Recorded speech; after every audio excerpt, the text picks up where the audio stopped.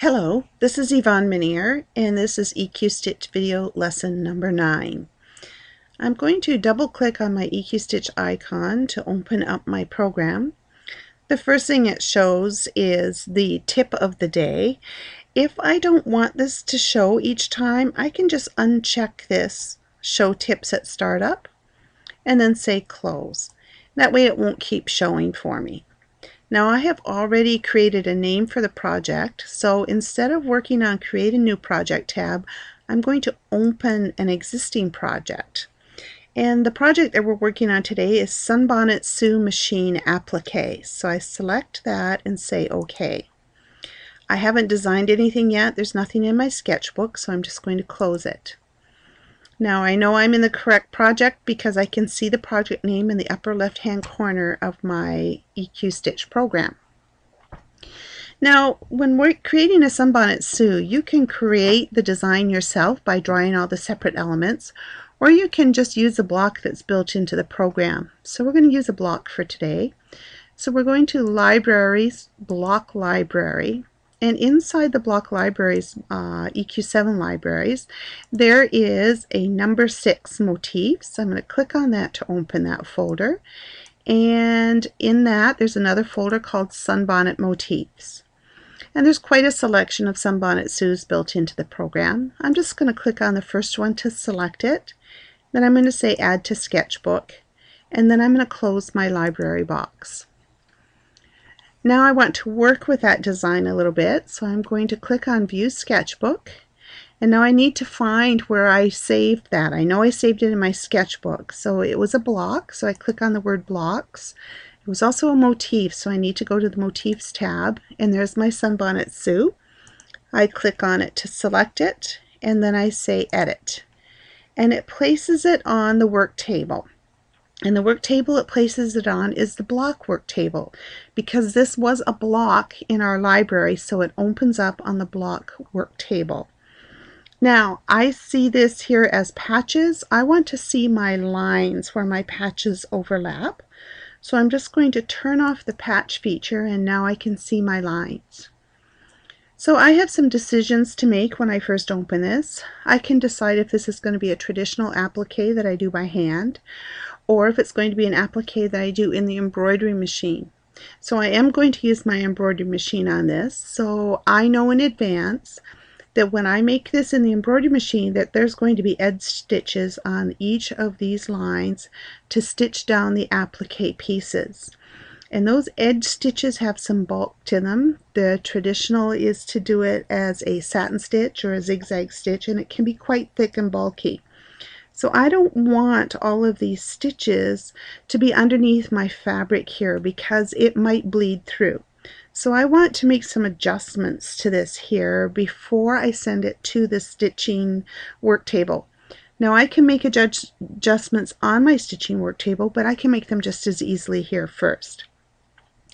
So I'm going to go to the Shape tool and click on it to activate it, and then I'm going to click on the dress, the edge of the dress. Now I have some nodes here for the corners of her dress, and I can click and drag these nodes to a different position. So now you can see I don't have all that fabric and stuff that's going to lay underneath her hat here. I also have handles on each of these nodes where I can change the shape of the design.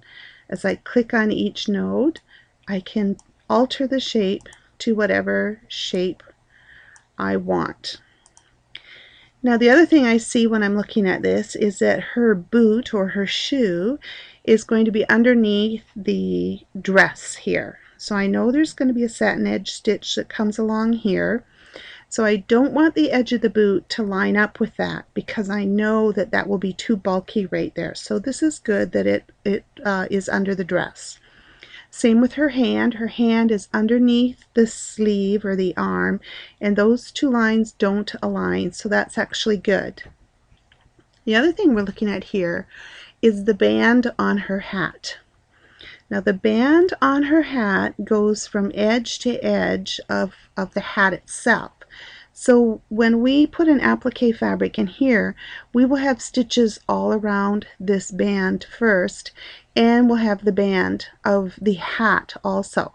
So you're going to have 2 layers of stitches right here on each side, and this is going to be way too bulky.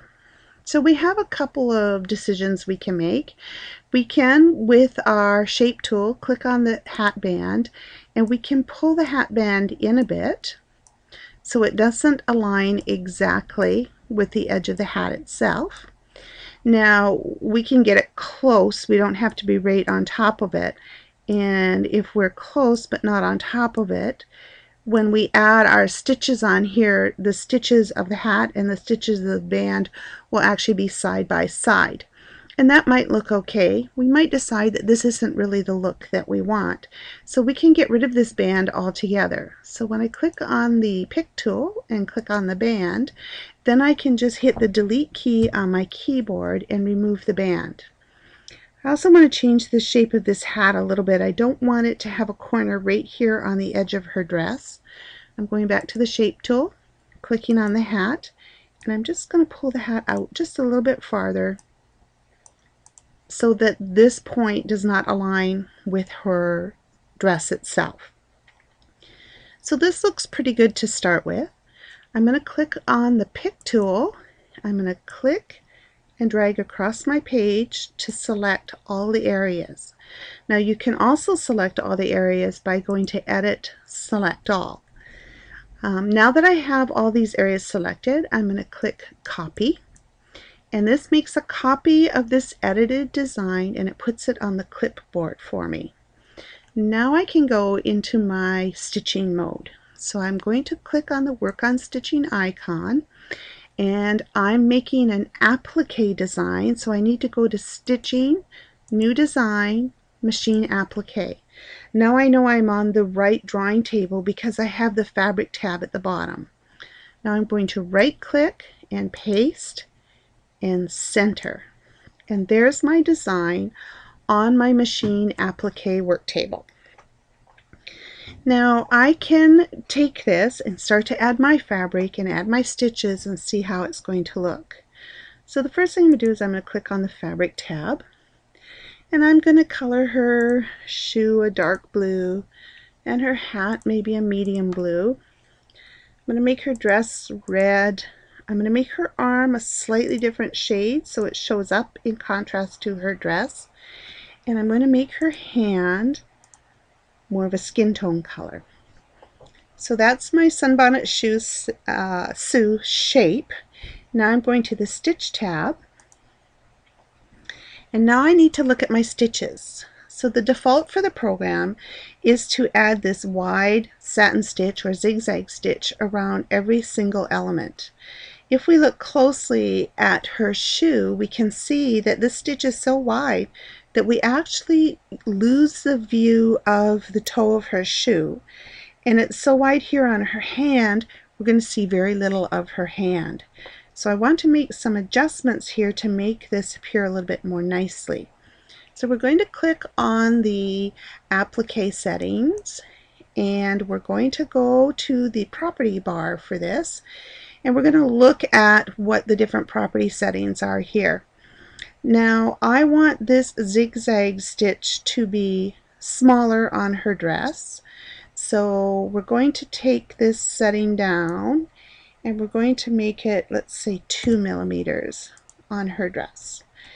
And this line that you see right here is actually the tack down line. It's not covering the tack down line very well. So I'm going to move the percentage inside just a little bit more. I'm going to make it 90% and click on it. And now we have a narrow stitch, but it actually covers the tack down line. I am going to do the same thing for the hand. I want that a little bit more narrow, and for her boot. The arm is okay and the hat is okay for now. But we need to make some more decisions. We can decide that these elements might still be overlapping each other too much. So let's take a look at the sewing simulator. We're going to click on the little sewing machine icon, which is our sewing simulator, and we're just going to say play forward and see what it does. And we can see how the layer is going to lay down. Now you can see the dress here is still right involved in the edge of the hat, so I might need to move the dress up inside the hat just a little bit farther. The boot looks okay. I could probably come up just a little bit because I don't want these two lines to be on top of each other. This line is definitely on top of the edge of the hand, so I need to change a few things in here too. So let's first alter the dress. So we're going back to the artwork tab, and I'm going to click on the shape tool, and I'm going to get my nodes back, and I'm just going to pull it up just slightly a little bit more. And this boot needed to come up just a little bit more on that edge there. Now here, I don't know that I really want this hand to come up much farther, but what I can do is I can adjust the stitching width around here so that they're not one stitched on top of the other. So let's go back to the stitch tab, and let's just watch it sew one more time so we can see where our layers are. And now we can see that the edge of the dress is not right on top of the hat, so that's good. Those two don't fall on top of each other. And the boot is a little bit higher up, so we don't have a bulkiness right here. But there is still some bulkiness here, so I'm going to change this a little bit. On the hand, I'm going to change the hand to a flatter stitch, which would be an E-stitch. So I'm going to click on the set applique, and I'm going to click on the E-stitch, and I'm going to change it a little bit. I'm going to make the density a little bit less, so I'm going to adjust the density to 5, and I'm going to make the percent of the E-stitch to be 50, and I'm going to apply that to the hand. And this is a flatter stitch. You don't have the bulk in here. I'm going to go back to the zigzag stitch or the satin stitch. I want to get back to my default settings, so I'm going to click on the blue arrow, and it tells me the default setting is 4 millimeters. I'm going to change this down to 3 millimeters and put that on the arm there, so that's a little bit thinner there. So now let's go back and look at it in the Sew Simulator and click on Play Forward, and we should be able to see a bit of a difference now in here.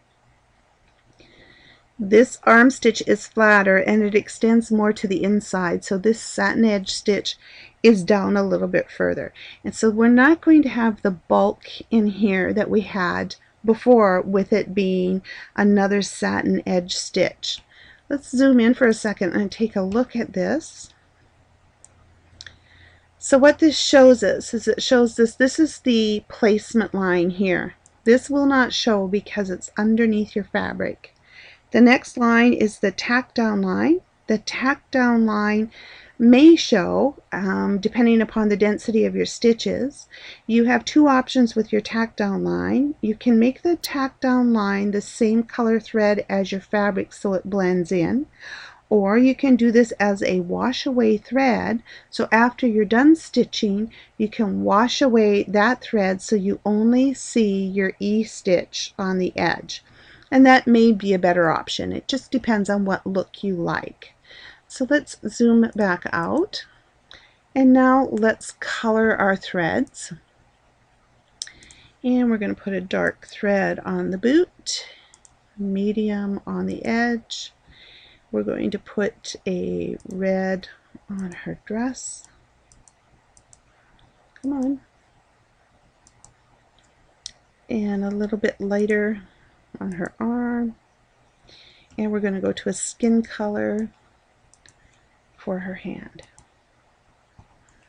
And now when we watch this sew one last time, we can see the layers. It does the boot first, and then the dress, and then it does the hat and the hand and the arm.